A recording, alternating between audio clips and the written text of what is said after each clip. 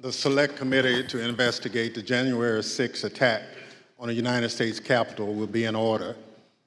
Without objection, the chair is authorized to declare the committee in recess at any point. Pursuant to House Deposition Authority Regulation 10, the chair announces the committee's approval to release the deposition material presented during today's hearing. Good morning. Last week, the Select Committee laid out a preview of our initial findings about the conspiracy overseen and directed by Donald Trump to overturn the results of the 2020 presidential election and block the transfer of power, a scheme unprecedented in American history. My colleagues and I don't want to spend time talking about ourselves during these hearings, but as someone who's run for office a few times, I can tell you at the end of a campaign, it all comes down to the numbers. The numbers tell you the winner and the loser. For the most part, the numbers don't lie. But if something doesn't add up with the numbers, you go to court to get resolution. And that's the end of the line. We accept those results. That's what it means to respect the rule of law. That's what it means to seek elective office in our democracy. Because those numbers aren't just numbers, they're votes. They're your votes. They are the will and the voice of the people. And the very least we should expect from any person seeking a position of public trust is the acceptance of the will of the people, win or lose. Donald Trump didn't. He didn't have the numbers, he went to court. He still didn't have the numbers, he lost. But he betrayed the trust of the American people. He ignored the will of the voters. He lied to his supporters and the country. And he tried to remain in office after the people had voted him out, and the courts upheld the will of the people. This morning, we'll tell the story of how Donald Trump lost an election and knew he lost an election, and as a result of his loss, decided to wage an attack on our democracy, an attack on the American people by trying to rob you of your voice in our democracy, and in doing so, lit the fuse that led to the horrific violence of January 6th, when a mob of his supporters stormed the Capitol sent by Donald Trump to stop the transfer of power. Today, my colleague from California, Ms. Lofgren, and our witnesses will detail the Select Committee's findings on these matters. But first, I will recognize our distinguished Vice Chair, Ms. Cheney of Wyoming, for any opening statement she'd care to offer. Thank you very much, Mr. Chairman.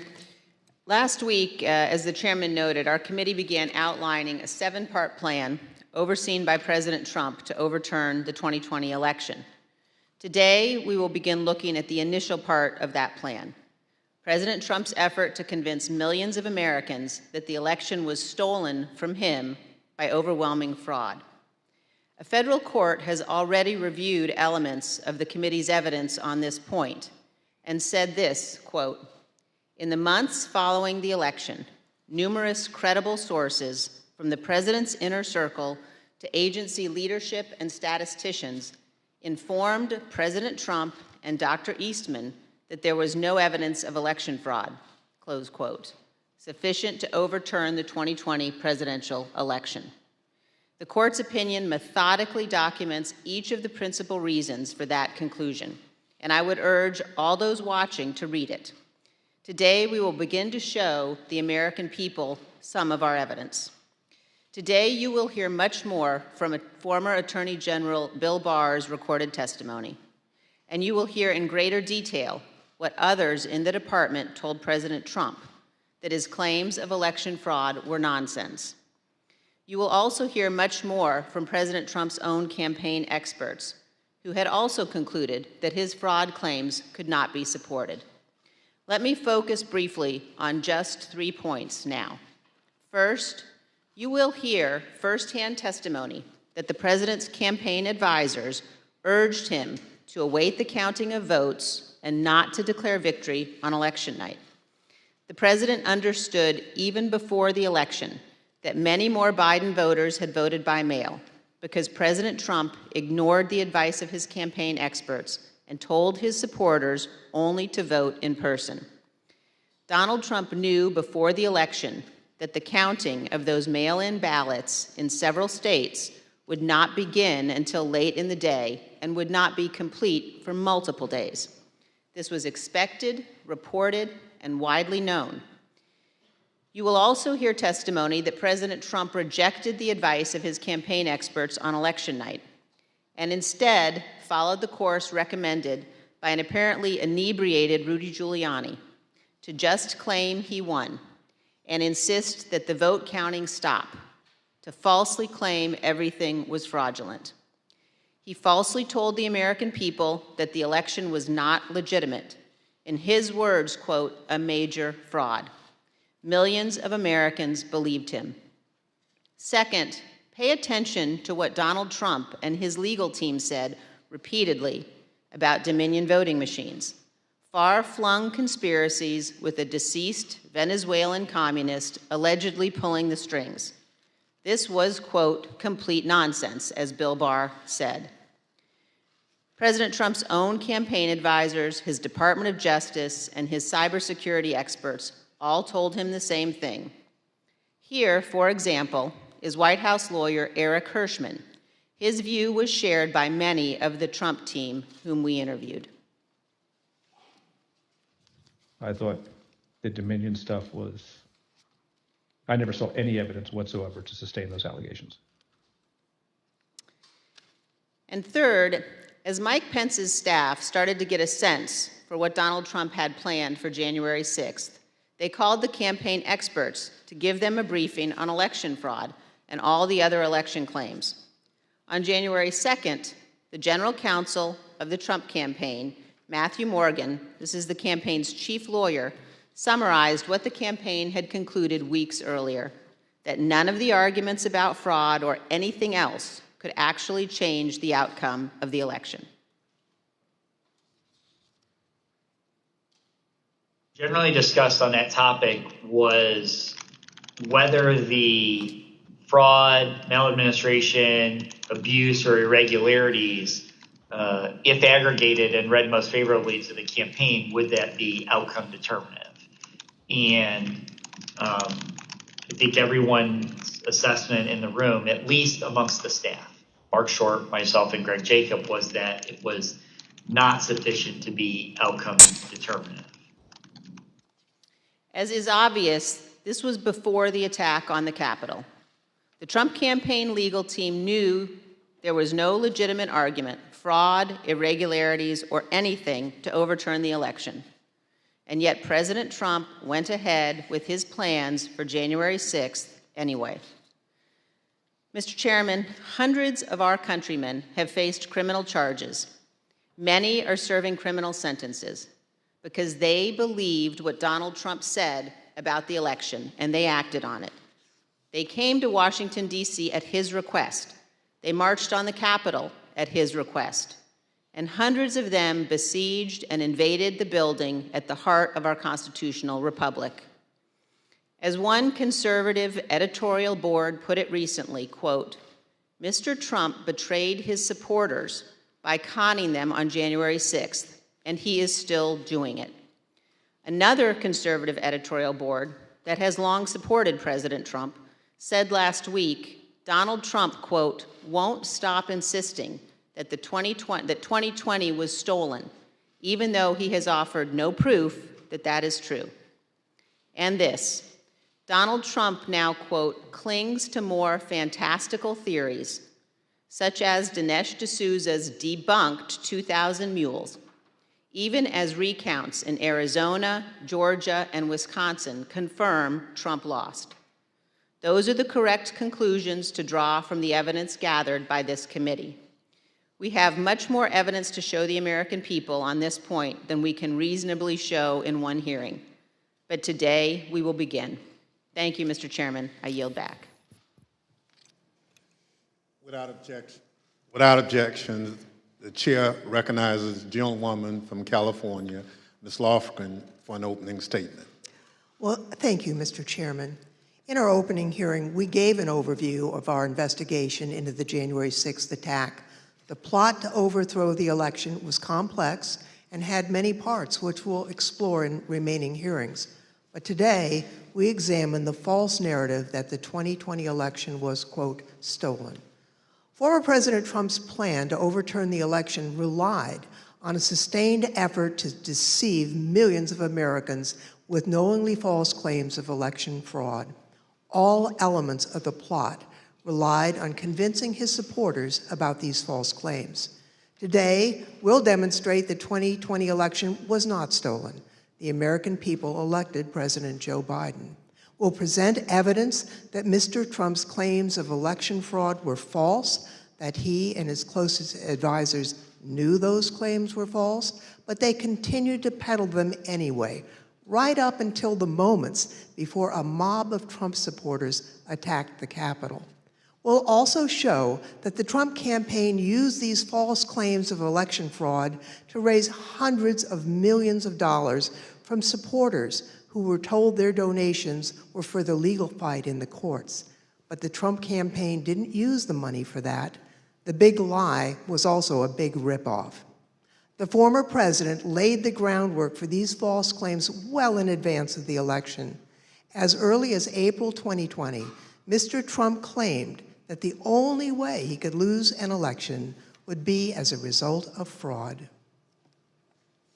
You know the things with bundling and all of the things that are happening with votes by mail, where thousands of votes are gathered, and I'm not going to say which party does it, but thousands of votes are gathered and they come in and they're dumped in a location, and then all of a sudden you lose elections that you think you're going to win. The only way we're going to lose this election is if the election is rigged. Remember that.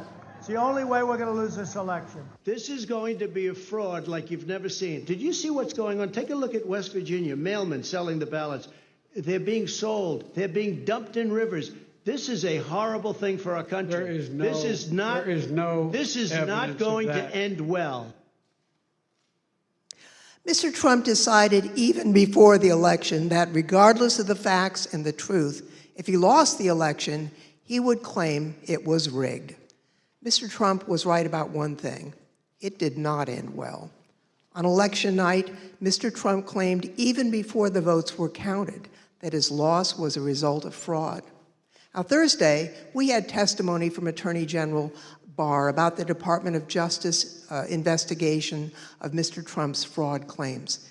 Barr told Trump directly that his claims were BS. Yet, after hearing the truth and that warning from the AG, Mr. Trump continued to peddle the false claims of fraud. You'll hear detailed testimony from Attorney General Barr describing the various election fraud claims the Department of Justice investigated. He'll tell you how he told Mr. Trump repeatedly that there was no merit to those claims. Mr. Barr will tell us that Mr. Trump's election night claims of fraud were made without regard to the truth and before it was even possible to look for evidence of fraud. Attorney General Barr wasn't alone.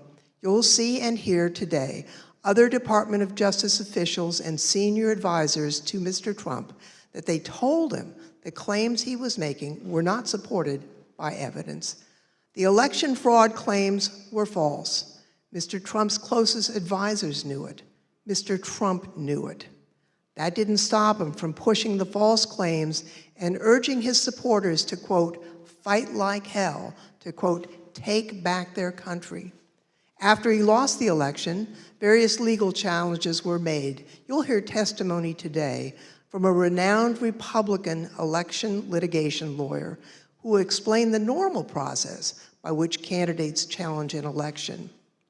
Rather than accept the results of the election and the decisions of the courts, Mr. Trump pursued a different strategy. He tried to convince the American people the election had been stolen. Many of his supporters believed him, and many still believe him today.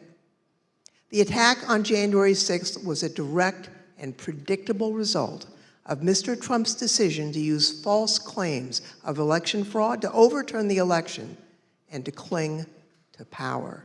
Mr. Chairman, I yield back. Thank you very much. I now welcome our first witness. We're joined today by former Fox News politics editor Chris Stirewalt.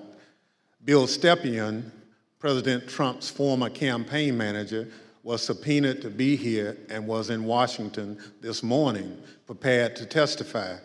Kevin Marino, Mr. Stepien's attorney, is here with us today. Thank you, Mr. Marino, for coming. And he has advised us that Mr. Stepien's wife went into labor this morning.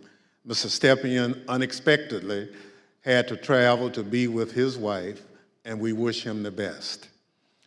Due to the depth and rigor of our investigation, we have several hours of Mr. Stepien's testimony from when we interviewed him in February, and we will be presenting that testimony today. I'll now swear in our witness. The witness will please stand and raise his right hand.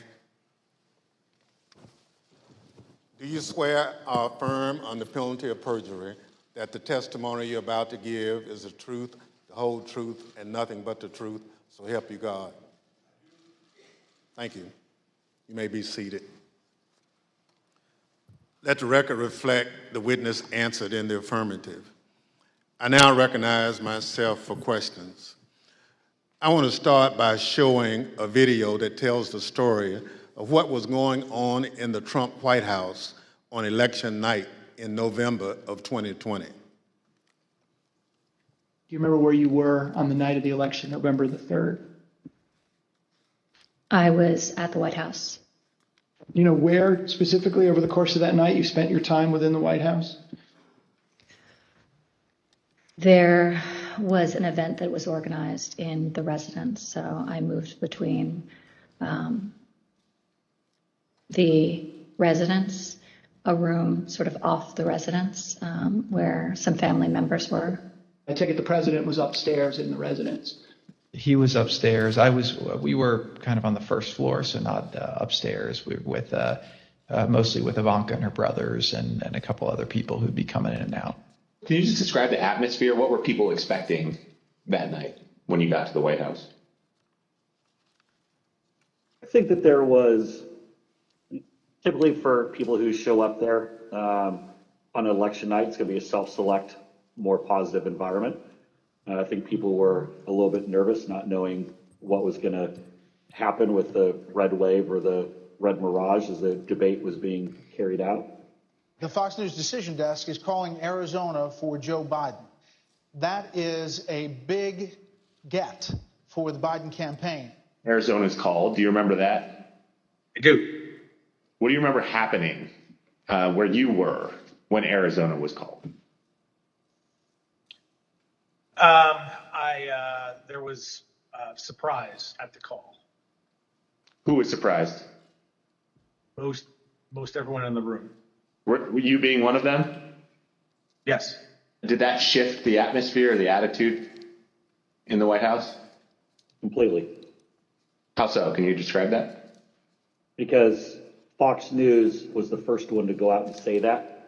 So was it anger kind of directed towards Fox News for making a call more so than like disappointment that maybe the campaign lost Arizona? All the above. So both anger and disappointment. Both disappointment with Fox and concern that maybe our data or our numbers weren't accurate. Were you in the White House residence during the sort of past midnight into the early morning hours of November 4th? Yes, oh sure. It went over beyond midnight, yes. Do you remember Rudy Giuliani being at the White House on election night and into the early hours the next morning? I do. What do you remember about when he came? He was, I had heard that he was upstairs, in that aforementioned reception area. And he was looking to talk to the president. And it was suggested instead that he come talk to several of us down off the map room. You said that you had heard that Mr. Giuliani wanted to talk to the president, and then he was directed your way. Did you end up talking to Mr. Giuliani when he was directed your way? I did. What was that conversation? A lot of conversations were directed my way. A few of us, myself, Jason Miller, Justin Clark, and Mark Meadows, gathered in a room off the map room to listen to whatever Rudy presumably wanted to say to the president. Was there anyone in that conversation who, in your observation, had too much to drink? Like Mayor Giuliani. Tell me more about that. What was your observation about his potential intoxication during that discussion about what the president should say when he's addressed the nation on election night? And the mayor was definitely intoxicated, but I do not know his level of intoxication when he spoke with the president, for example. Were you part of any discussions with the people I mentioned, Mr. Stepien, Mr. Meadows, or anyone else, about whether the president should make any sort of speech on election night? I mean, I spoke to the president. They may have been present, but President spoke to the president several times that night. There were suggestions by, I believe it was Mayor Giuliani, to go and declare victory and say that we'd won it outright. It was far too early to be making any calls like that. Ballots were still being counted. Ballots were still going to be counted for days. And it was far too early to be making any proclamation like that. I remember saying that, to the best of my memory, I was saying that we should not go and declare victory until we had a better sense of the numbers. Okay, can you be more specific about that conversation, in particular what Mayor Giuliani said, your response, and then anybody else in the room's response? I think effectively Mayor Giuliani was saying, we won it, they're stealing it from us, where'd all the votes come from, we need to go say that we won, and essentially that anyone who didn't agree with that position was being weak. What was your view at the time as to what he should or shouldn't say?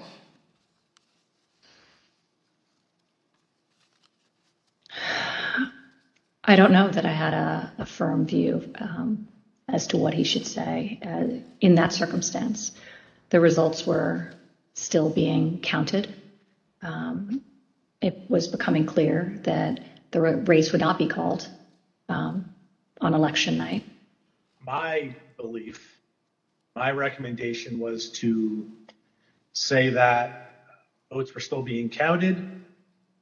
It's too early to tell, too early to call the race, but we proud of the race we ran, and we think we're in good position, and we'll have more to say about this the next day or the next day, whenever we had something to say.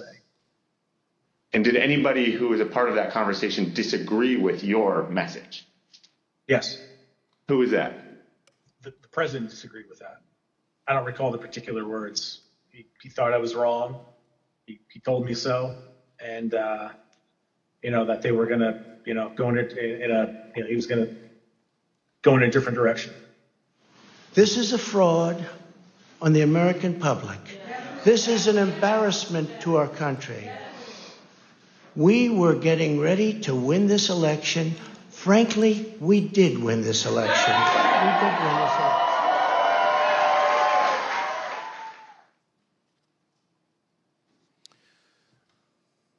Mr. Stirewalt, did President Trump have any basis to declare victory on November 4th, 2020? Thank you. Mr. Stepien also testified that President Trump had no basis for declaring victory at that point in time.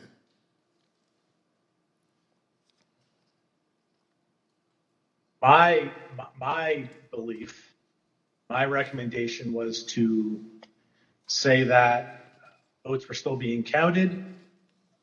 It's too early to tell, too early to call the race, but we proud of the race we ran, and we think we're in good position, and we'll have more to say about this the next day or the next day whenever we had something to say. Thank you. Mr. Stirewalt, after the votes were counted, who won the presidential election of 2020? Joseph Robinette Biden Jr. of the great state of Delaware. Thank you. That's the bottom line. We've had an election. Mr. Trump lost, but he refused to accept the results of the democratic process. Pursuant to Section 5C8 of House Resolution 503, I now recognize the gentlewoman from California, Ms. Lofgren, for questions. Well, thank you, Mr. Chairman. Mr. Stirewalt, I'd like you to explain a term that was thrown around a lot during the election, and that's the so-called red mirage. What does that mean? So in the 40 or 50 years, let's say, that Americans have increasingly chosen to vote by mail or early or absentee, Democrats prefer that method of voting more than Republicans do. So basically, in every election, Republicans win Election Day and Democrats win the early vote. And then you wait and start counting, and it depends on which ones you count first, but usually it's Election Day votes that get counted first. And you see the Republicans shoot ahead, and then the process of bailing and binding and unbinding all those mail-in votes. In some states like Pennsylvania refuse to count the votes first, so you have to wait for all of that to come in. So in every election, certainly a national election, you expect to see the Republican with a lead, but it's not really a lead. When you put together a jigsaw puzzle, it doesn't matter which piece you put in first. It ends up with the same image. So for us, who cares? But that's because no candidate had ever tried to avail themselves of this quirk in the election counting system. We had gone to pains, and I'm proud of the pains we went to make sure that we were informing viewers that this was going to happen, because the Trump campaign and the president had made it clear that they were going to try to exploit this anomaly. And we knew it was going to be bigger because the percentage of early votes was higher, right? We went from about 45% of the votes being early and absentee to, because of the pandemic, that increased by about 50%. So we knew it would be longer, we knew it would be more. So we wanted to keep telling viewers, hey, look, the number that you see here is sort of irrelevant because it's only a small percentage of these votes. So this red mirage, that's really what you expected to happen on election night. Happens every time. Thank you, Mr. Stirewalt. Now, I'd like to play a clip of Attorney General Bill Barr, who also explains what was expected to happen on election night. Right out of the box on election night, the president claimed that there was major fraud underway. I mean, this happened, as far as I could tell, before there was actually any potential of looking at evidence. And it seemed to be based on the dynamic that at the end of the evening, a lot of Democratic votes came in, which changed the vote counts in certain states. And that seemed to be the basis for this broad claim that there was major fraud.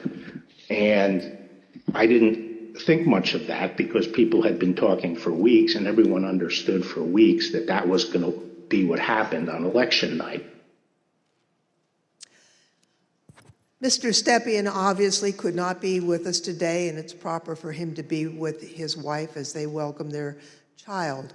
But he also had discussions with the president about the red mirage, that is, that it would be a long night and that early votes would favor him, but that lots more votes would be counted over the course of the night and the days after. So let's play clip 1 from our interview with Mr. Stepien.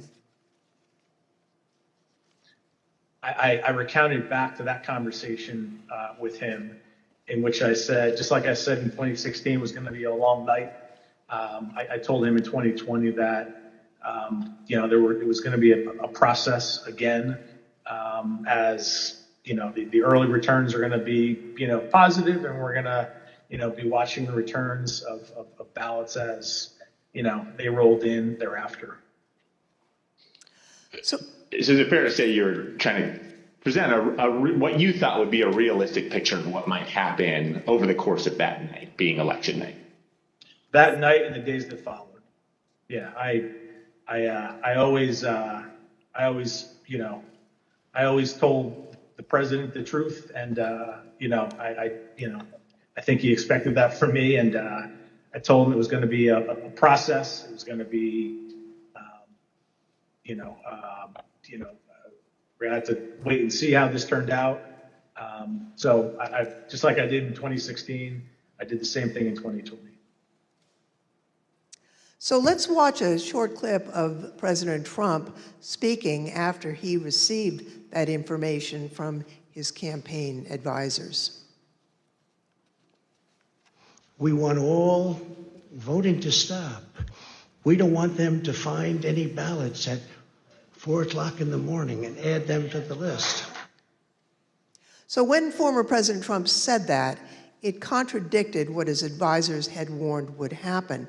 We all know that mail-in ballots played an important role in the 2020 election. However, President Trump continuously discouraged mail-in voting. Mr. Stepien was so concerned about the president's position on mail-in voting that in the summer of 2020, he met with President Trump along with House Minority Leader Kevin McCarthy. Let's play clip 4. Meeting that was had, in particular, I invited Kevin McCarthy to join the meeting, he being of like mind on the issue with me, in which we made our case for why we believed mail-in voting not to be a bad thing for his campaign. The president's mind was made up, and he understands, how many times to, go to the well on a particular topic. Yeah, I understand. Tell me a little bit more about the argument that you and Mr. McCarthy made to the president in that meeting as to why it wasn't a bad thing that mail-in voting was available. Largely two pillars to that argument, both of which I've previously mentioned. One, leaving a good deal to chance, pushing or urging your voters to vote only on election day leaves a lot to chance. That's A. And B, also previously mentioned, the fact that the Trump campaign, Republican National Committee, the Republican Party had an advantage of grassroots workers and volunteers on the ground that would allow, an advantage to enhance return rates of ballots that were mailed. Those were the two pillars of the argument. I see. And what, if anything, do you recall Representative McCarthy saying during that meeting? We were echoing the same argument. I mean, his words echoed mine, and vice versa on those two topics. Mr. Stirewalt, you were at the decision desk at Fox News on election night, and you called Arizona early for President Biden, which was controversial. How did you make that call, and where did you think the race stood in the early hours of the next day? Well, it was really controversial to our competitors who we beat so badly by making the correct call first. Our decision desk was the best in the business, and I was very proud to be a part of it. Because we had partnered with the Associated Press and the National Opinion Research Center at the University of Chicago, thanks to my colleague and friend Arnon Mishkin, had built a wonderful device for forecasting the outcomes of elections. So we had a different set of data than our competitors did. We had more research, and we had a better system, and we had a great team. So what you're waiting to see is, do the actual votes match up with the expectations in the poll? The real votes are testing the quality of your poll in targeted precincts and in targeted places. And let me tell you, our poll in Arizona was beautiful. And it was doing just what we wanted it to do, and it was cooking up just right. And at some point, and I forget exactly who, but at some point it became clear that Arizona was getting ready to make a call.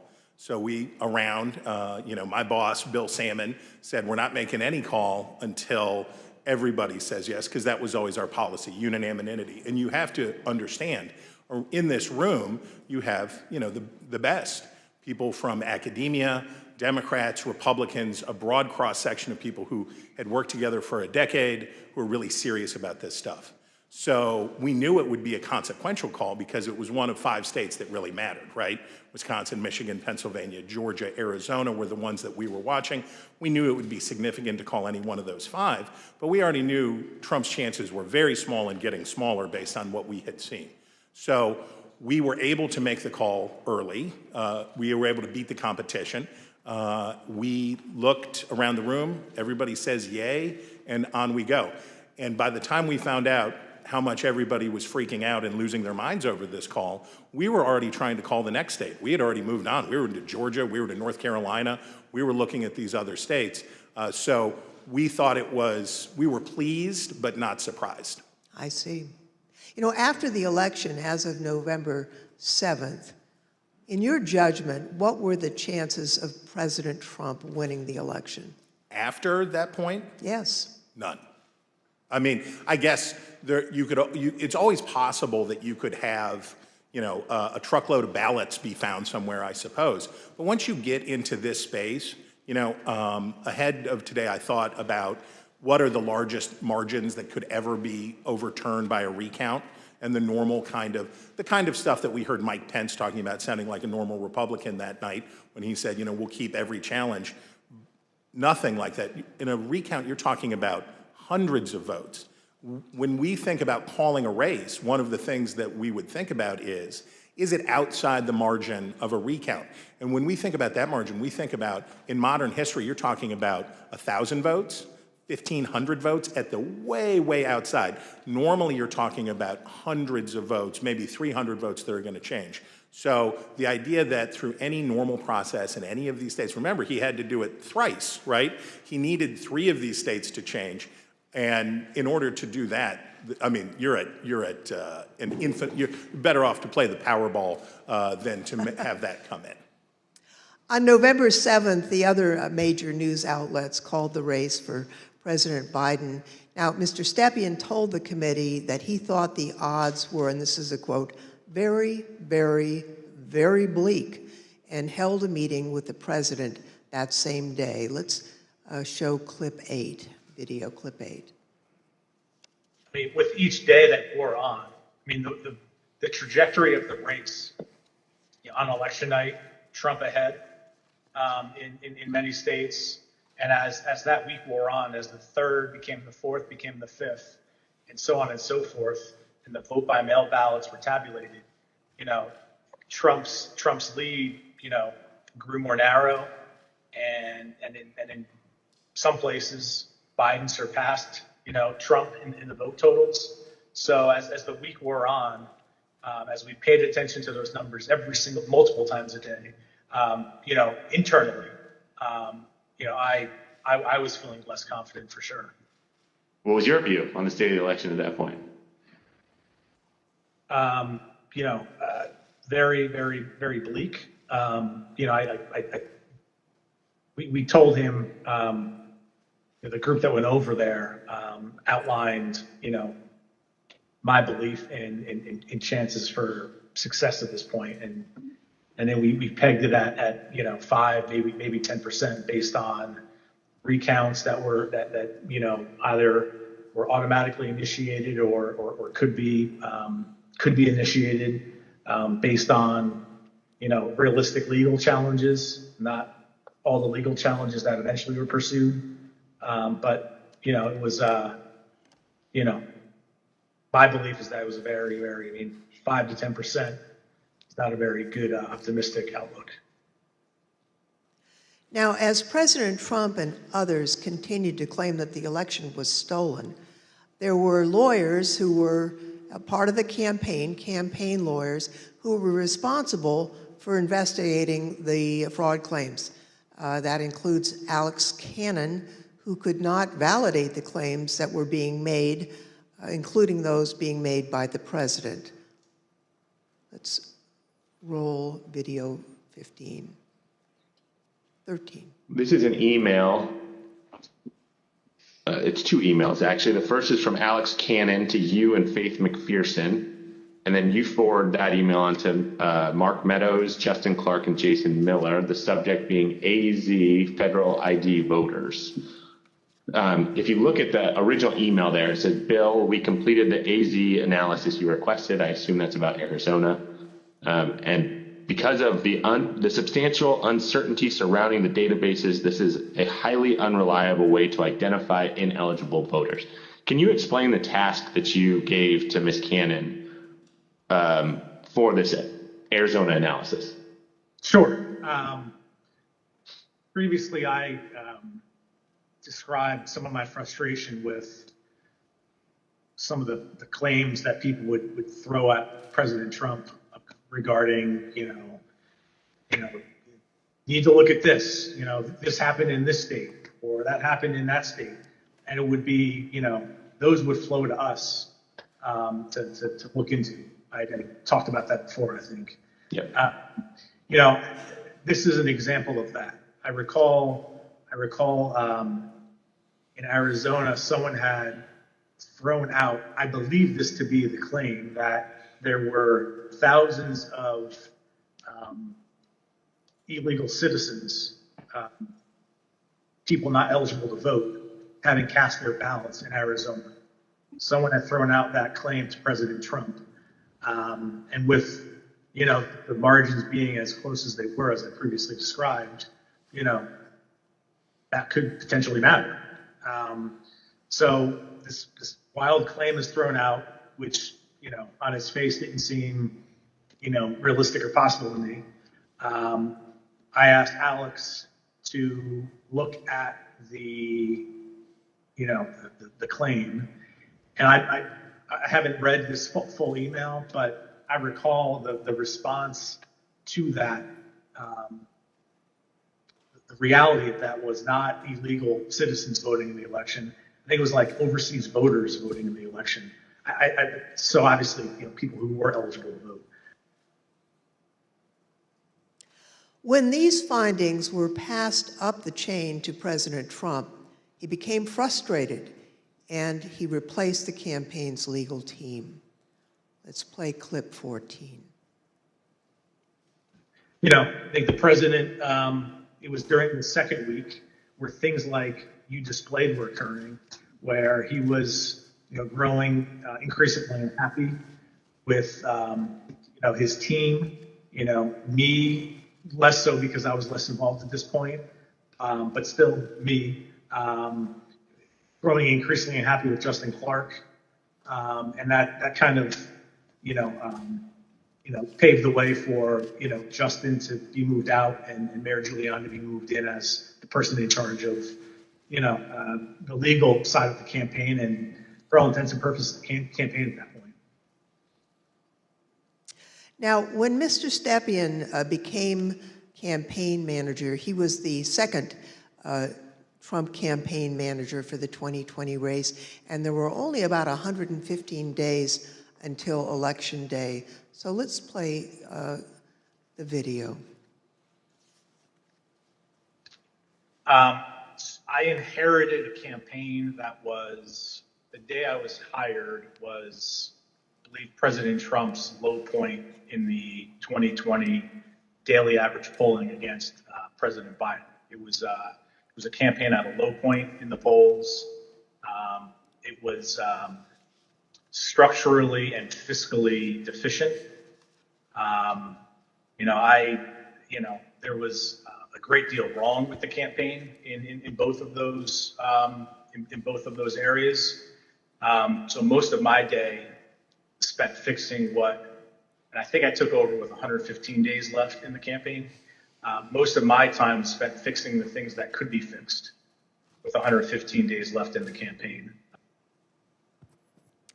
Now, Mr. Stepien has been in the campaign field for a long time, and he worked for lots of different candidates and campaigns.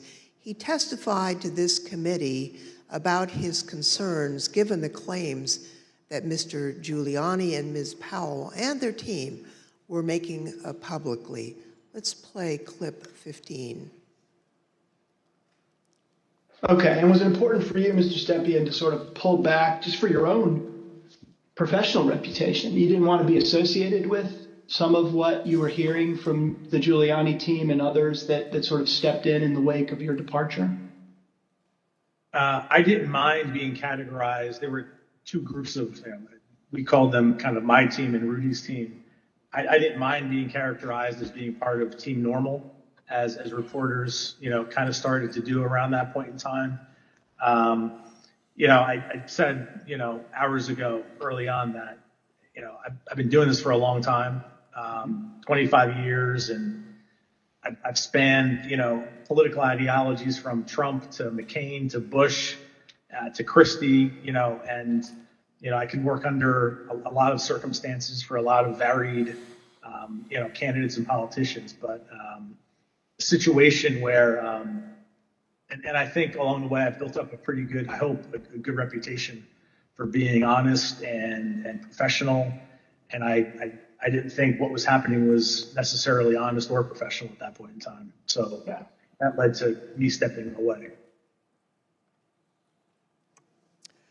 So the president did get rid of Team Normal, and I'd like to play a clip showing that the president found the people he needed to perpetuate his claims of fraud. They saw a big truck bringing in 100,000 ballots in garbage cans, in waste paper baskets, in cardboard boxes, and in shopping baskets. And every single one of them was for Biden, because they were being notified by Smartmatic in Frankfurt that Biden was way behind and they better come up with a lot more ballots. And we can prove every single thing I just said. If you gave me the paper ballots, I could probably turn around each one of these states. I'm absolutely convinced if you let me examine each one of those ballots, I'd pull out enough that were fraudulent that it would shake the hell out of the country. It can set and run an algorithm that probably ran all over the country to take a certain percentage of votes from President Trump and flip them to President Biden, which we might never have uncovered had the votes for President Trump not been so overwhelming in so many of these states that it broke the algorithm.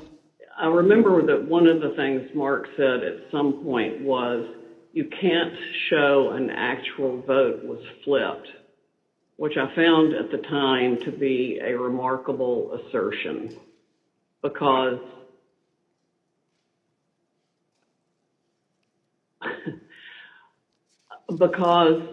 you don't have to have the gun to see the body lying on the floor bleeding out with 5 bullet holes in it was killed by a gun. What they were proposing, I thought was nuts. The theory was also completely nuts, right? I mean, there's a combination of Italians, Germans. I mean, different things have been floating around as to who was involved. I remember Hugo Chavez and the Venezuelan. She has an affidavit from somebody who says they wrote a software in, it's something with the Philippines, and just all over the radar. Did you ever share, Mr. Kushner, your view of Mr. Giuliani? Did you ever share your perspective about him with the president?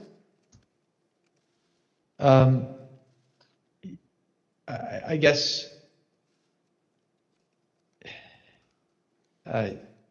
yes. Tell me what you said. Basically, not the approach I would take if I was you. Okay. And how did he react? How did President Trump react when you shared that view with him?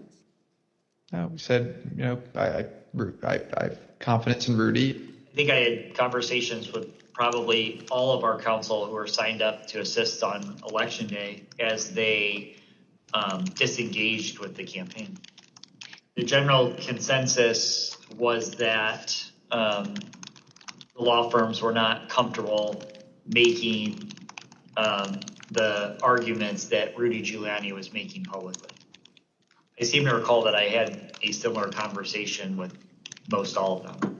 I made it clear I did not agree with the idea of saying the election was stolen and putting out this stuff, which I told the president was bullshit. And, you know, I didn't want to be a part of it, and that's one of the reasons that went into me deciding to leave when I did. Even Sidney Powell, defending herself in a defamation lawsuit brought by Dominion Voting Systems, argued that, quote, no reasonable person would conclude that her statements were truly statements of fact. Mr. Chairman, I yield back. I thank the witness for joining us today. The first panel is now dismissed.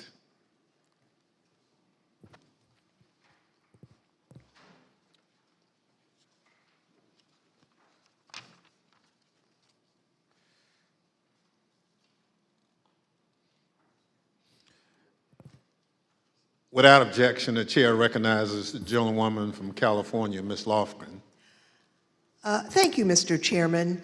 Last week, we presented the testimony of former Attorney General Bill Barr, who testified before this committee.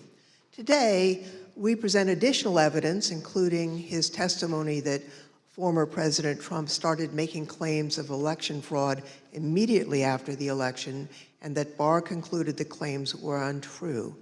Now, due to the length of Attorney General Barr's testimony, we're only going to include relevant portions at the hearing today. So let's play the video.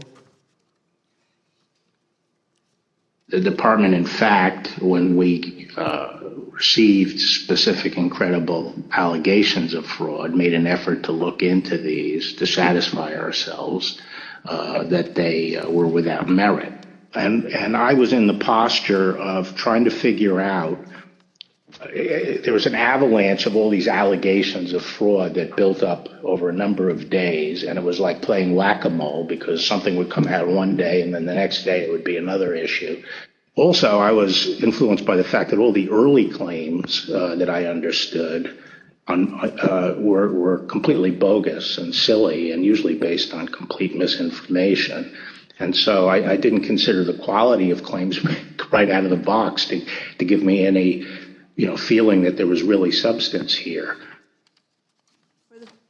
For the first time since the election, the Attorney General spoke personally with the President on November 23rd, and this was at the White House. Let's play the video, please.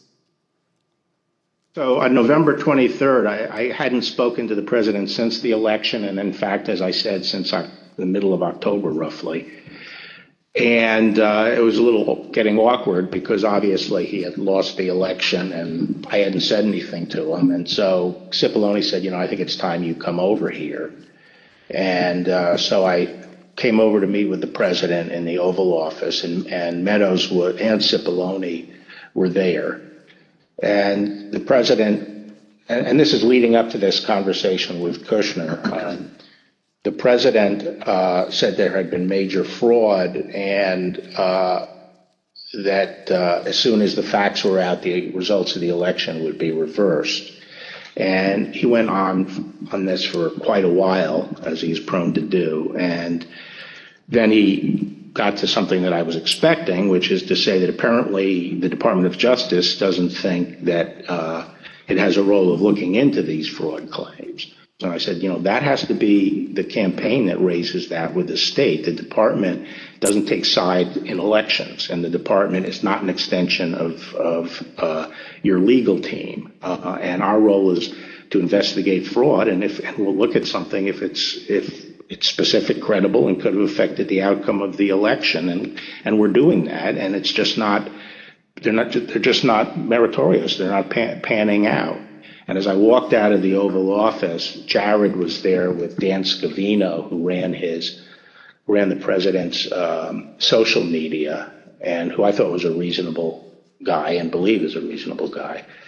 And I said, how long is he going to carry on with this stolen election stuff? Where's this going to go? And by that time, Meadows had caught up with me and leaving the office and caught up with me and said that he said, look, I think that he's becoming more realistic and knows that there's a limit to how far he can take this. And then Jared said, yeah, we're working on this. We're working on it. Even after his attorney general told him his claims of election fraud were false, President Trump continued to promote these claims. I felt that things continued to deteriorate between the 23rd and the weekend of the 29th. And then on November 29th, he appeared on Maria Bartiromo's show, Sunday Futures, I believe it was. And he said that the department was missing in action. Well, no, we had glitches where they moved thousands of votes from my account to Biden's account. And these are glitches. So they're not glitches, they're theft, they're fraud, absolute fraud. This election was over, and then they did dumps. They call them dumps, big, massive dumps in Michigan and Pennsylvania and all over. How the FBI and Department of Justice, I don't know, maybe they're involved, but how people are allowed to get away from this stuff with this stuff is unbelievable. Now, spurred by what he saw, Barr told the Associated Press on December 1st that there was no evidence of election fraud. And immediately after Attorney General Barr's statement went public, Mr. Trump berated and he nearly fired Barr. But Barr persisted in telling the president that there was no evidence to support the fraud claims. This got under my skin, but I also felt it was time for me to say something. So I set up a lunch with the AP reporter, Mike Balsamo, and I told him at lunch, I made this statement that to date we have not seen fraud on a scale that could have affected a different outcome in the election. I had a later meeting scheduled at the White House at 3:00 with Meadows. This was previously scheduled, so I knew this was going to come up, and I went over there and I told my secretary that I thought I would probably be fired and told not to go home. I mean, not to go back to my office. So I said, you might have to pack up for me. And so when I got over there, I met with the chief of staff. He said the president was angry. He didn't really get into the issue of the fraud. And then I went up to Pat Cipollone's office and we were talking with each other. And word came down that he wanted us both to go to the Oval. And the president was as mad as I've ever seen him, and he was trying to control himself. And the president said, well, this is killing me. You didn't have to say this. You must have said this because you hate Trump. You hate Trump. And then he raised the big vote dump, as he called it, in Detroit. And that, he said people saw boxes coming into the counting station at all hours of the morning and so forth. And I explained to him that at that point I knew the exact number of precincts in Detroit. I think it was 630 something. I said, Mr. President, there are 630 precincts in Detroit, and unlike elsewhere in the state, they centralized the counting process, so they're not counted in each precinct. They're moved to counting stations, and so the normal process would involve boxes coming in at all different hours. So there's nothing. And I said, did anyone point out to you, did all the people complaining about it point out to you, you actually did better in Detroit than you did last time? I mean, there's no indication of fraud in Detroit. And I told him that the stuff that his people were shoveling out to the public was bullshit. I mean, that the claims of fraud were bullshit. And, he was indignant about that. And I reiterated that they'd wasted a whole month on these claims on the Dominion voting machines, and they were idiotic claims. And I specifically raised the Dominion voting machines, which I found to be among the most disturbing allegations. Disturbing in the sense that I saw absolutely zero basis for the allegations, but they were made in such a sensational way that they obviously were influencing a lot of people, members of the public, that there was this systemic corruption in the system and that their votes didn't count and that these machines controlled by somebody else were actually determining it, which was complete nonsense.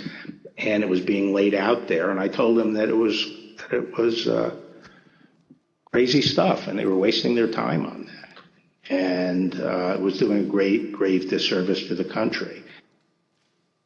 Okay, so the very next day, the president released a video rehashing some of the very same claims that his chief law enforcement officer had told him were, quote, nonsense. Here's an example. This is Michigan. At 6:31 in the morning, a vote dump of 149,772 votes came in unexpectedly. We were winning by a lot.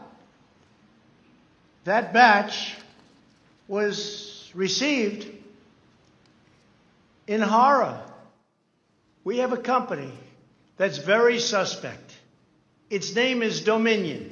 With the turn of a dial or the change of a chip, you can press a button for Trump and the vote goes to Biden. What kind of a system is this?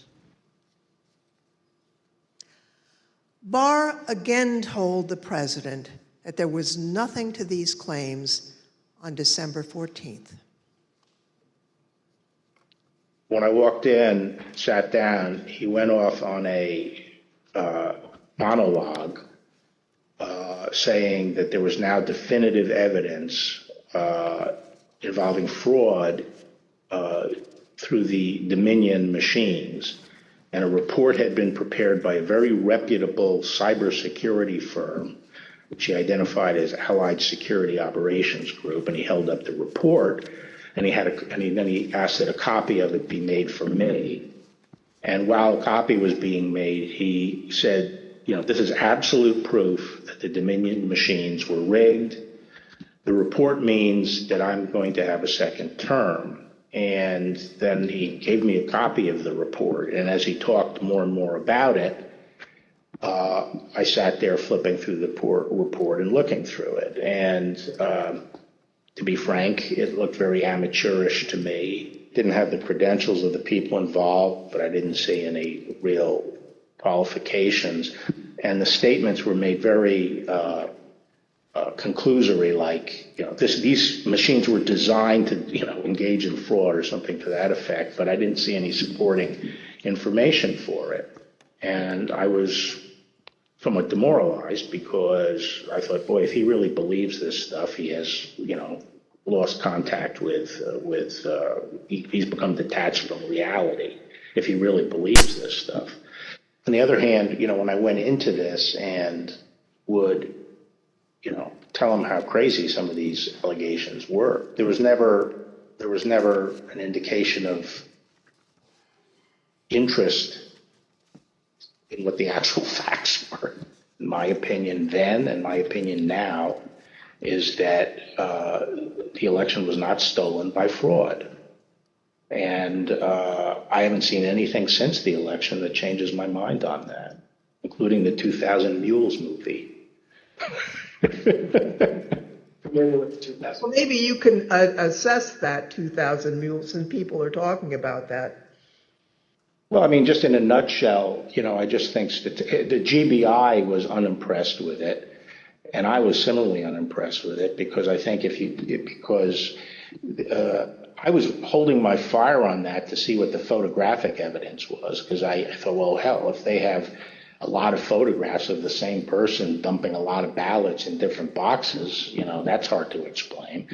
So I wanted to see what the photographic evidence was. But the cell phone data is singularly unimpressive. I mean, it basically, if you take 2 million cell phones and figure out where they are physically in a big city like Atlanta or wherever, just by definition, you're going to find many hundreds of them have passed by and spent time in the vicinity of these boxes. And the premise that, if you go by a box, 5 boxes or whatever it was, that's a mule is just indefensible. It by definition, you're going to have hundreds of this. I mean, I saw one contractor said, we figured out that our truck alone would account for 6 cell phone signals. This was some kind of contractor, and our route would take us by these things on a regular basis. So but then when the movie came out, I think the photographic evidence in it was completely I mean, there was a little bit of it, but it was lacking. It didn't establish widespread illegal harvesting. The other thing is people don't understand is that it's not clear that even if you can show harvesting, that changes the results of the election. The courts are not going to throw out votes and then figure out what votes were harvested and throw them out. It's still the burden on the challenging party to show that illegal votes were cast. Votes were the result of undue influence or bribes, or there was really, the person was non compos mentis. But absent that evidence, I just didn't see courts throwing out votes anyway. I felt that before the election, it was possible to talk sense to the president. And while you sometimes had to engage in, a big wrestling match with him, that it was possible to keep things on track. But I felt that after the election, he didn't seem to be listening, and I didn't think it was, that I was inclined not to stay around if he wasn't listening to advice from me or his other cabinet secretaries. So on December 14th, Barr quit. Now, the Attorney General wasn't the only person who told the president that his claims were false. Other officials and close advisors told him the same thing. Rather than try to address a counterfactual or a hypothetical, let me just say there were instances where the president would say, people are telling me this, or I've heard this, or I saw on television, this impropriety in Atlanta or Pennsylvania or something. And we were in a position to say, our people have already looked at that, and we know that you're getting bad information, that's not correct. It's been demonstrated to be incorrect from our point of view, and been debunked. A month and a half or so after the election day, and at that meeting, various allegations of fraud were discussed, and Eric and Pat didn't, told the group, the president included, that none of those allegations had been substantiated to the point where they could be the basis for any litigation challenge to the election. President Trump's own vice president and his top advisors also knew that there wasn't evidence to support the claims that the president was making. Anyone else other than Mr. Meadows who asked you about the status outside of your legal group, Mr. Morgan and the others you mentioned, anyone else who asked you the status of what you were finding in your assessment of it? Yes, sir. Who's that? Peter Navarro. When did you talk to Mr. Navarro? Mid-November. Around the same time as Mr. Meadows? Yes, sir. And tell me about that conversation. I recall him asking me questions about Dominion and maybe some other categories of allegations of voter fraud. And I remember telling him that I didn't believe the Dominion allegations because I thought the hand recount in Georgia would resolve any issues with a technology problem and with Dominion or Dominion flipping votes. And I mentioned at that time that the CISA, Chris Krebs, had recently released a report saying that the election was secure. And I believe Mr. Navarro accused me of being an agent of the deep state working with Chris Krebs against the president. And I never took another phone call from Mr. Navarro. Anyone else besides Mr. Meadows, Mr. Navarro, Mr. Hirschman that you had discussions with inquiring about what you were finding in your review of the allegations that were pouring in?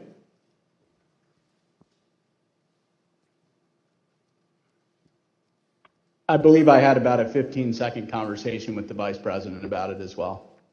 When was that? During one of the visits to the White House. I don't know which one. I think it was the first one in November. I had met him briefly at the campaign, and he remembered me and saw me. And he asked what I was doing on the campaign, and I told him that, you know, we were looking into some of the issues related to voter fraud. And he asked me, I don't remember his exact words, but he asked me if we were finding anything. And I said that I didn't believe we were finding it, or I was not personally finding anything sufficient to alter the results of the election. And he thanked me. That was our interaction. At a later hearing, you'll hear live testimony from the former acting Deputy Attorney General of the Department of Justice, Rich Donahue. But now I'd like to play a portion of his testimony. I tried to, again, put this in perspective and to try to put it in very clear terms to the president. And I said something to the effect of, sir, we've done dozens of investigations, hundreds of interviews. The major allegations are not supported by the evidence developed. We've looked in Georgia, Pennsylvania, Michigan, Nevada. We're doing our job. Much of the info you're getting is false. And then I went into, for instance, this thing from Michigan, this report about 68% error rate. Reality is it was only 0.0063% error rate, less than 1 in 15,000. So the president accepted that. He said, okay, fine, but what about the others? And again, this gets back to the point that there were so many of these allegations that when you gave him a very direct answer on one of them, he wouldn't fight us on it, but he would move to another allegation. So then I talked about a little bit about the Pennsylvania truck driver. This is another allegation that had come up. And this claim was by a truck driver who believed, perhaps honestly, that he had transported an entire tractor-trailer truck full of ballots from New York to Pennsylvania. And this was, again, out there in the public and discussed. And I essentially said, look, we looked at that allegation. We looked at both ends, both the people who load the truck and the people who unload the truck. And that allegation was not supported by the evidence. Again, he said, okay. And then he said, no, I didn't mention that one. What about the others? And I said, okay, well, with regard to Georgia, we looked at the tape, we interviewed the witnesses. There is no suitcase. The president kept fixating on this suitcase that supposedly had fraudulent ballots and that the suitcase was rolled out from under the table. And I said, no, sir, there is no suitcase. You can watch that video over and over. There is no suitcase. There is a wheeled bin where they carry the ballots, and that's just how they move ballots around that facility. There's nothing suspicious about that at all. I told them that there was no multiple scanning of the ballots. One part of that allegation was that they were taking one ballot and scanning it through 3 or 4 or 5 times to rack up votes, presumably for Vice President Biden. I told them that the video did not support that. Then he went off on double voting. At the top of the next page, he said, dead people are voting. Indians are getting paid to vote. He meant people on Native American reservations.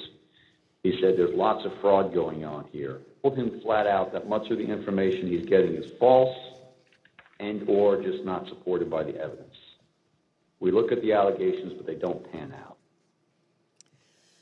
Mr. Barr and his advisors were not the only ones who determined that the president's allegations regarding Dominion voting machines were false. So, Mr. Chairman, I ask unanimous consent to include in the record of this hearing reports issued by the Department of Homeland Security's Cybersecurity and Infrastructure Security Agency, otherwise known as CISA, that addressed and rejected the claims of manipulation of voting machines in the 2020 election.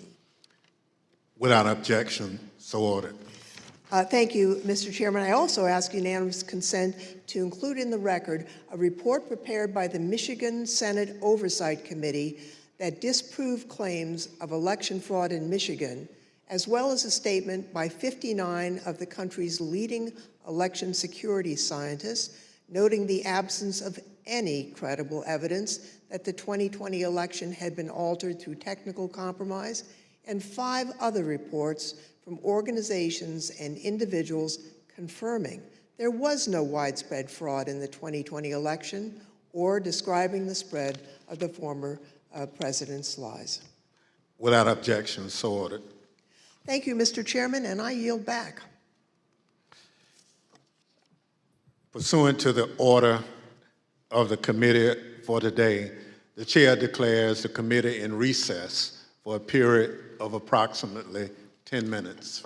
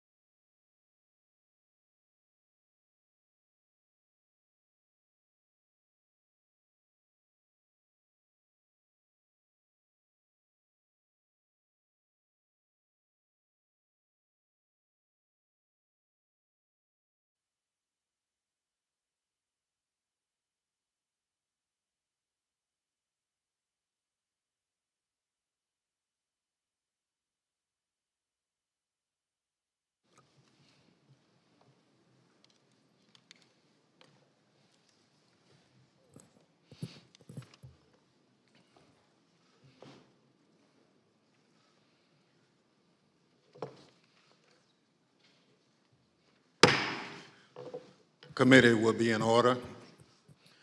I now welcome our second panel of witnesses.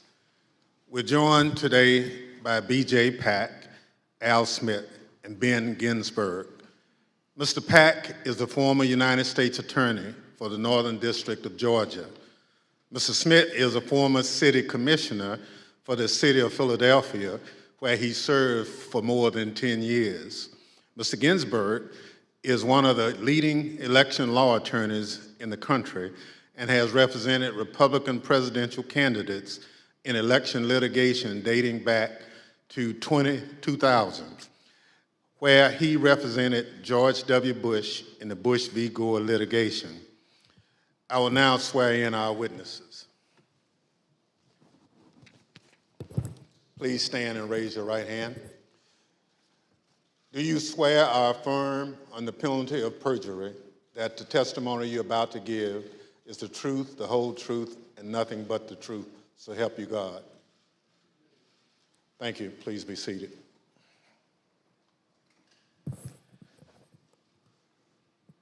Let the record reflect the witnesses answered in the affirmative. Pursuant to Section 5C8 of House Resolution 503, I now recognize the gentlewoman from California, Ms. Lofgren, for questions. Thank you, Mr. Chairman. Before the break, I think you all heard Mr. Barr and Mr. Donahue talk about the false claims that Mr. Trump and his supporters made about suitcases of fake ballots in Georgia. We have a witness here today who thoroughly investigated that issue. Mr. Pak, I want to thank you for appearing before us today. You were appointed by President Trump to serve as the U.S. Attorney for the Northern District of Georgia, and you served from 2017 until January of 2021. You were the lead federal prosecutor there and worked for the Department of Justice under then Attorney General Bill Barr. Now, were you ever asked by Attorney General Barr to investigate claims of voter fraud in the 2020 election? And if so, what were those claims? Thank you, Congressman Lofgren. Thank you for the question. Approximately December 4th, I believe, of 2020, Attorney General Barr and I had a conversation about an unrelated case to the case at issue. At the end of the conversation, Mr. Barr had asked me if I had seen a certain videotape that was being reported in the news where Mr. Giuliani, in a Senate subcommittee hearing that was held the day before, May 3rd, showed a videotape of a purportedly a security tape at the State Farm Arena in Atlanta, which is also in Fulton County in the city of Atlanta. City of, yes. At the time, Mr. Barr asked me that he had made a public statement that he had not seen any widespread election fraud that would question the outcome of the election. And because of the videotape and the serious allegation that Mr. Giuliani was making with respect to the suitcase full of ballots purported in the video, he asked me to find out what I could about it, because he had envisioned that in some days after our call that he was going to go to the White House for a meeting, and then that issue might come up. He asked me to make it a priority to get to the bottom of, to try to substantiate the allegation made by Mr. Giuliani. Thank you. I understand the Georgia Secretary of State's office investigated those State Farm Arena allegations and didn't find any evidence of fraud. What did you find when your office conducted its own investigation? We found that the suitcase full of ballots, the alleged black suitcase that was being seen pulled from under the table, was actually an official lockbox where ballots were kept safe. We found out that there was a mistake in terms of a misunderstanding that they were done counting ballots or tallying ballots for the night, and the partisan watchers that was assigned by each of the respective parties were announced to send home. But once they realized the mistake, someone from the Secretary of State's office had indicated that, no, we're not done for the night. You need to go ahead and continue counting. So once they packed up the lockbox full of ballots, they brought back the official ballot box again and continue to tally the ballots from the lockbox. Unfortunately, during the Senate hearing, Mr. Giuliani only played a clip that showed them pulling out the official ballot box from under the table and referring to that as a smoking gun of a fraud in Fulton County. But in actuality, in review of the entire video, it showed that that was actually an official ballot box that was kept underneath the tables. And then we saw them pack up because of the announcement that they thought they were done for the night. And then once the announcement was made that you should continue counting, they brought the ballot box back out and they continued to count.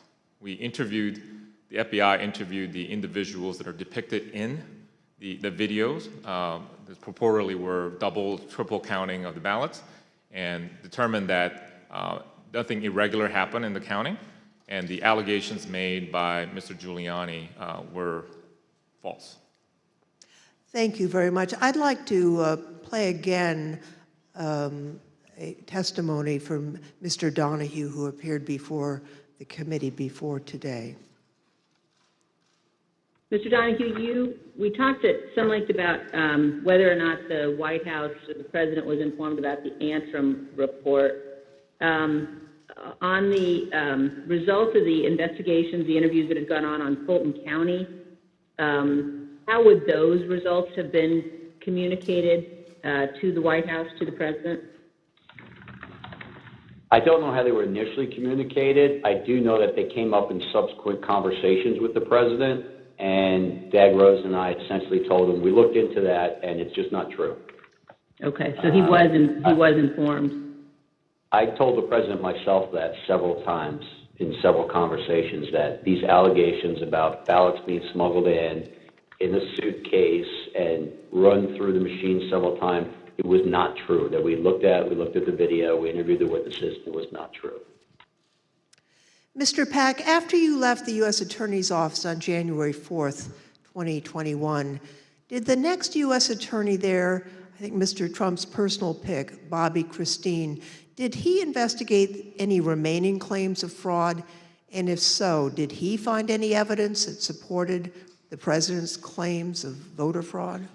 It is my understanding that Mr. Christine continued any investigations that were pending at the time of my departure, but he was unable to find any evidence of fraud that affected the outcome of the election.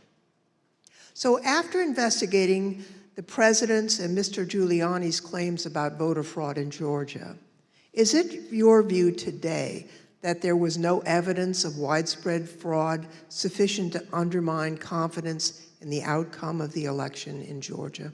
That is correct. Thank you, Mr. Pak. And I want to thank you also for the service that you've given to our country. We appreciate that.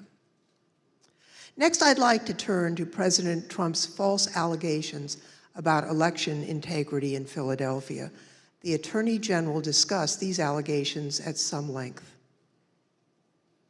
You know, the idea, the president has repeatedly suggested that there was some kind of outpouring of unexpected votes in inner city areas like Philadelphia. As recently as January 13th, when he walked off the NPR set, he was asked by the interviewer, what's your evidence of fraud? And he said more people voted in Philadelphia than there were voters. And that was absolute rubbish. The turnout in Philadelphia was in line with the state's turnout. And in fact, it was not as impressive as many suburban counties. And there was nothing strange about the Philadelphia turnout. It wasn't like there was all these unexpected votes that came out in Philadelphia. So, I think once you actually look at the votes, and then there's an obvious explanation. For example, in Pennsylvania, Trump ran weaker than the Republican ticket generally. He ran weaker than two of the state candidates. He ran weaker than the congressional delegation running for federal Congress, and he ran weaker than the Republican, I think.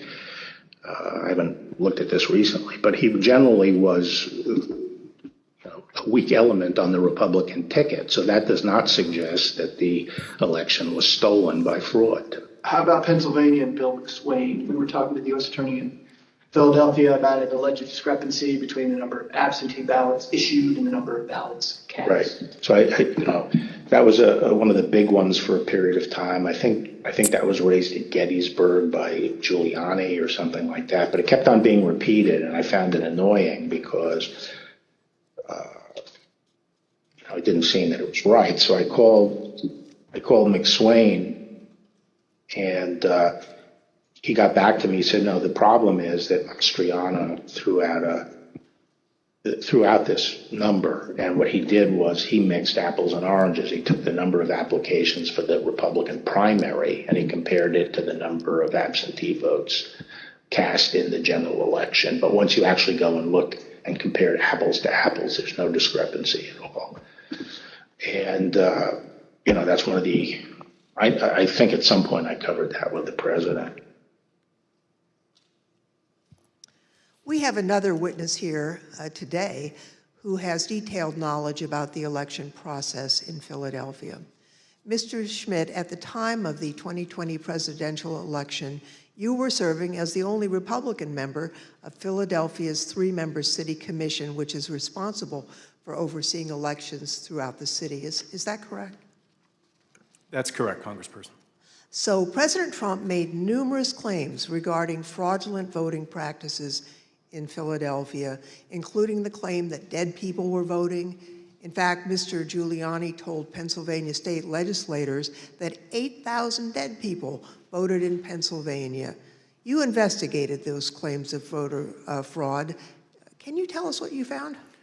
Not only was there not evidence of 8,000 dead voters voting in Pennsylvania, there wasn't evidence of 8. We took seriously every case that was referred to us, no matter how fantastical, no matter how absurd, and took every one of those seriously, including these. As it turns out, even Mr. Trump's campaign lawyers knew that the dead voter claims weren't valid. I guess the crooks in Philadelphia are disappointed in this. They only submitted 8,021 ballots from dead people, mail-in ballots for dead people. Probably easier for dead people to submit mail-in ballots than it is to vote in person. Rudy was, at this stage of his life, in the same ability to manage things at this level or not.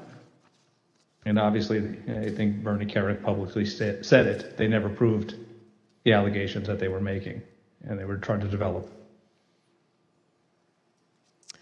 Mr. Schmidt, on November 11th, 2020, President Trump tweeted about you, saying, and here's a quote, "A guy named Al Schmidt, a Philadelphia commissioner and so-called Republican, or rhino, is being used big time by the fake news media to explain how honest things were with respect to the election in Philadelphia. He refuses to look at a mountain of corruption, dishonesty.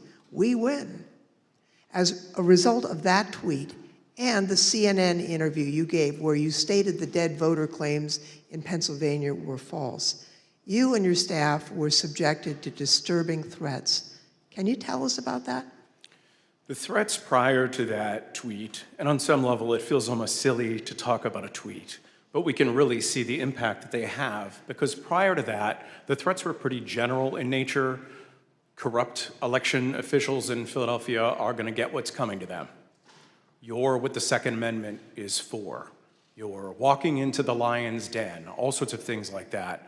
After the president tweeted at me by name, calling me out the way that he did, the threats became much more specific, much more graphic, and included not just me by name, but included members of my family by name, their ages, our address, pictures of our home, just every bit of detail that you could imagine. That was what changed with that tweet. Behind me are redacted threats that you received, that you provided to the committee. Now, we redacted portions of the text to protect your family.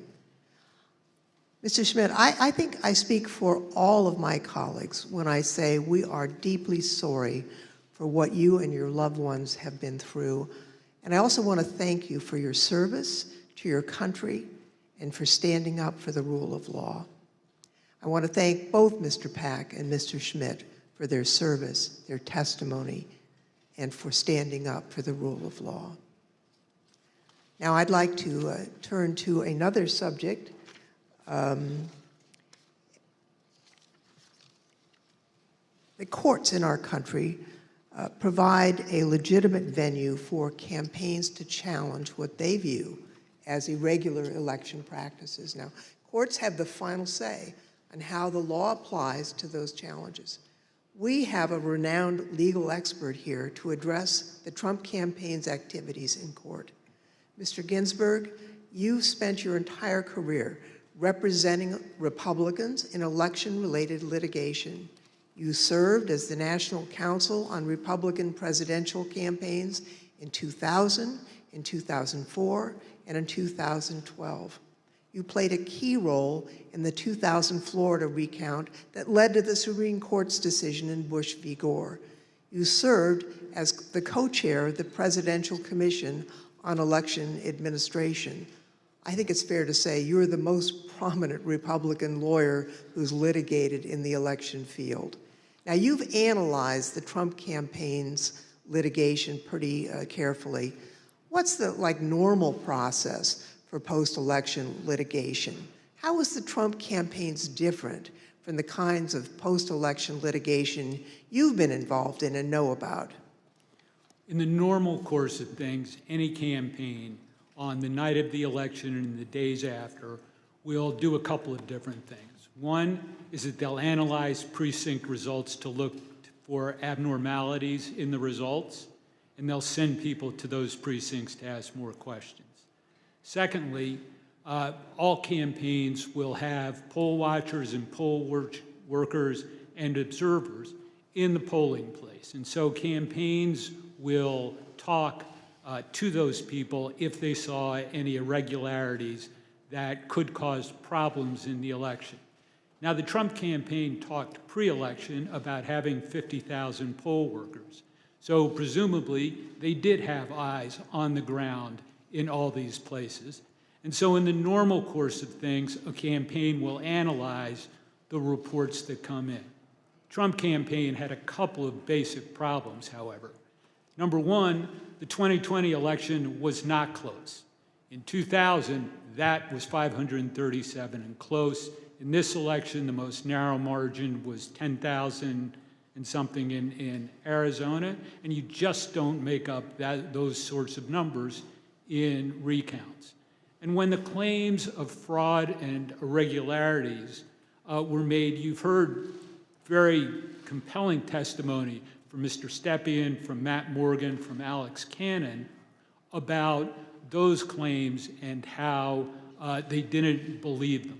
And so that put the Trump campaign on sort of a process of bringing cases without the actual evidence that you have to have in which the process is designed to bring out. So are you aware of any instance in which a court found the Trump campaign's fraud claims to be credible? No, there was never that instance. In all the cases that were brought, and I've looked at the more than 60 that include more than 180 counts, and no, the simple fact is that the Trump campaign did not make its case. The Select Committee has identified 62 post-election lawsuits filed by the Trump campaign and his allies between November 4th, 2020 and January 6th, 2021. Those cases resulted in 61 losses and only a single victory, which actually didn't affect the outcome for either candidate. Despite those 61 losses, President Trump and his allies claim that the courts refused to hear them out, and as a result, they never had their day in court. Mr. Ginsberg, what do you say about the claims that Mr. Trump wasn't given an opportunity to provide the evidence they had of voter fraud? Did they have their day in court? They did have their day in court. About half of those cases that you mentioned were dismissed at the procedural stage for a lack of standing. The proper people didn't bring the case, or there wasn't sufficient evidence and it got dismissed on a motion to dismiss. But in the other, there was discussion of the merits that was that was contained in the complaints, and in no instance did a court find that the charges of fraud were real. And it's also worth noting that even if the Trump campaign complained that it did not have its day in court, there have been post-election reviews in each of the 6 battleground states that could have made a difference. And those ranged from the somewhat farcical Cyber Ninjas case in Arizona to the Michigan Senate report that was mentioned earlier, the hand recount in Georgia that Mr. Pak addressed. And in each one of those instances, there was no credible evidence of fraud produced by the Trump campaign or his supporters. Thank you. You know, as Mr. Ginsberg has explained, there are no cases where the Trump campaign was able to convince a court that there was widespread fraud or irregularities in the 2020 election. Over and over, judges appointed by Democrats and Republicans alike directly refuted this false narrative. They called out the Trump campaign's lack of evidence for its claims, and the judges did that even in cases where they could have simply thrown out the lawsuit without writing a word. You can see behind me a few excerpts from the decisions in these 62 cases. The Trump campaign's lack of evidence was criticized by judges across the political spectrum. In Pennsylvania, a Trump-appointed judge concluded, quote, "Charges require specific allegations and proof. We have neither here." Another Trump-appointed judge warned that if cases like these succeeded, quote, "Any disappointed loser in a presidential election able to hire a team of clever lawyers could flag claimed deviations from election results and cast doubt on election results." The list goes on and on. Allegations are called, quote, "an amalgamation of theories, conjecture, and speculation." In another, strained legal arguments without merit, unsupported by evidence, derived from wholly unreliable sources, a fundamental and obvious misreading of the Constitution. The rejection of President Trump's litigation efforts was overwhelming. 22 federal judges appointed by Republican presidents, including 10 appointed by President Trump himself, and at least 24 elected or appointed Republican state judges dismissed the president's claims. At least 11 lawyers have been referred for disciplinary proceedings due to bad faith and baseless efforts to undermine the outcome of the 2020 presidential election. Rudy Giuliani had his license to practice law suspended in New York, and just this week, a newly filed complaint will potentially make his suspension from practicing law in D.C. permanent. And as we've just heard from perhaps the most preeminent Republican election lawyer in recent history, the Trump campaign's unprecedented effort to overturn its election loss in court was a deeply damaging abuse of the judicial process. As stated by U.S. District Court Judge David Carter, this was, quote, "a coup in search of a legal theory." Thank you, Mr. Chairman. I yield back. I want to thank our witnesses for joining us today. The members of the Select Committee may have additional questions for today's witnesses, and we ask that you respond expeditiously in writing to those questions. Without objection, members will be permitted 10 business days to submit statements for the record, including opening remarks and additional questions for the witnesses. The second panel of witnesses is now dismissed.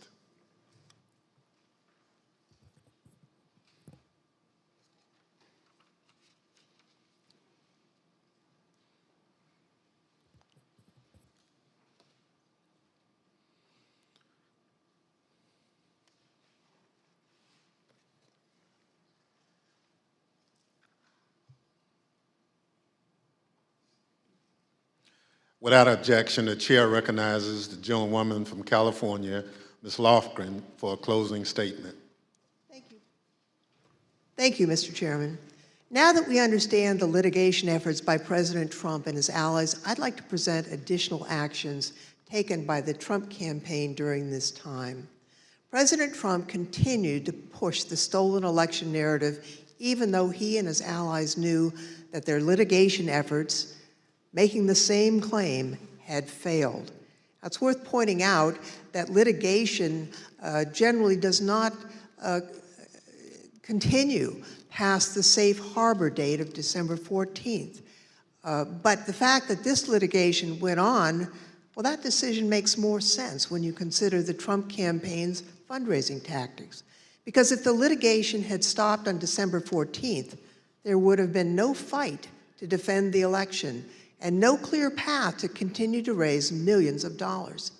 Mr. Chairman, at this time, I'd ask for unanimous consent to include in the record a video presentation describing how President Trump used the lies he told to raise millions of dollars from the American people. These fundraising schemes were also part of the effort to disseminate the false claims of election fraud. Without objection, so My name is Amanda Wick, and I'm Senior Investigative Counsel with the House Select Committee to investigate the January 6th attack on the United States Capitol. Between Election Day and January 6th, the Trump campaign sent millions of fundraising emails to Trump supporters, sometimes as many as 25 a day. The emails claimed the, quote, left-wing mob was undermining the election, implored supporters to, quote, step up to protect the integrity of the election, and encouraged them to, quote, fight back. But as the Select Committee has demonstrated, the Trump campaign knew these claims of voter fraud were false, yet they continued to barrage small-dollar donors with emails, encouraging them to donate to something called the Official Election Defense Fund. The Select Committee discovered no such fund existed. I don't believe there is actually a fund called the Election Defense Fund. Is it fair to say that the Election Defense Fund was another, I think we called it a marketing tactic? Yes. And tell us about these funds as marketing tactics. Just a topic matter where money could potentially go to be, how money could potentially be used. The claims that the election was stolen were so successful, President Trump and his allies raised $250 million, nearly $100 million in the first week after the election. On November 9th, 2020, President Trump created a separate entity called the Save America PAC. Most of the money raised went to this newly created PAC, not to election-related litigation.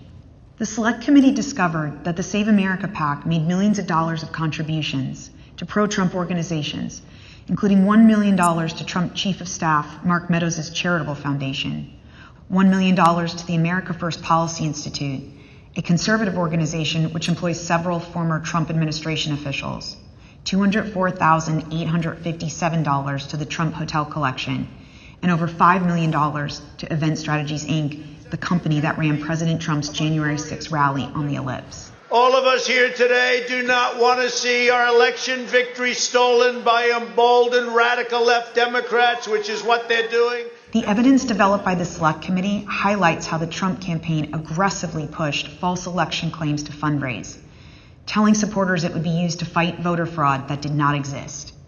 The emails continued through January 6th, even as President Trump spoke on the Ellipse.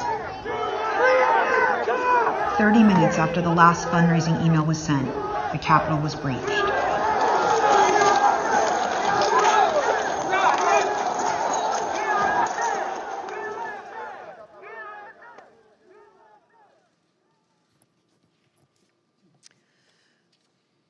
Every American is entitled and encouraged to participate in our electoral process. Political fundraising is part of that. Small dollar donors use scarce disposable income to support candidates and causes of their choosing, to make their voices heard. And those donors deserve the truth about what those funds will be used for. Throughout the committee's investigation, we found evidence that the Trump campaign and its surrogates misled donors as to where their funds would go and what they would be used for. So not only was there the big lie, there was the big ripoff. Donors deserve to know where their funds are really going. They deserve better than what President Trump and his team did. Mr. Chairman, I yield back. Without objection, the chair recognizes the gentlewoman from Wyoming, Ms. Cheney, for a closing statement. Thank you very much, Mr. Chairman. Mr. Chairman, I would like to thank all of our witnesses today, and I'd also like to, in particular, wish Mr. Stepien and his family all the best on the arrival of a new baby. Today's hearing, Mr. Chairman, was very narrowly focused, and in the coming days, you will see the committee move on to President Trump's broader planning for January 6th, including his plan to corrupt the Department of Justice and his detailed planning with lawyer John Eastman to pressure the Vice President, state legislatures, state officials, and others to overturn the election. Let me leave you today with one clip to preview what you will see in one of our hearings to come. This is the testimony of White House lawyer Eric Hirschman.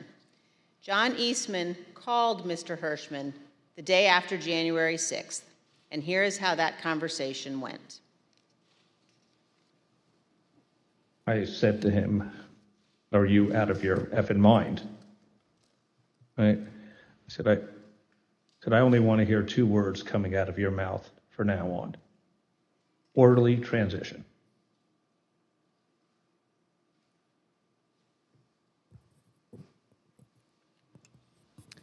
Thank you, Mr. Chairman. I yield back. At the conclusion of last week's hearing, we showed you a video of rioters explaining why they had come to Washington on January 6th. It was because Donald Trump told them to be here. Today we heard about some of the lies Donald Trump embraced and amplified when it became clear he didn't have the numbers of votes to win the election. We heard about how officials at different levels of government explored claims of fraud and found no evidence, yet the former president continued to repeat those false claims over and over again. Today, we'll end things where we did on Thursday, back on January 6th, hearing words of individuals who wanted to stop the transfer of power. We know they were there because of Donald Trump. Now we hear some of the things they believed. Without objection, I enter into the record a video presentation. I know exactly what's going on right now. Fake election. They think they're gonna fucking cheat us out of our vote and put communist fucking Biden in office. It ain't fucking happening today, buddy. You voted? Yes, sir. How'd it go? Voted early. It went well, except for the can't really trust the software. Dominion software all over. We voted, and right in the top right-hand corner of the Dominion voting machine that we used, there was a Wi-Fi symbol with 5 bars. So that most definitely connected to the internet, without a doubt. So they stole that from us twice. We're not doing it anymore. We're not taking it anymore. So we're standing up, we're here, and whatever happens, we're not laying down again. I'm from Pennsylvania. It didn't work. It absolutely worked. It didn't work. No. Trust the system. 200,000 people that weren't even registered voted. 430,000 votes disappeared from President Trump's tally. And you can't stand there and tell me that it worked. I don't want to say that what we're doing is right. But if the election's being stolen, what is it going to take?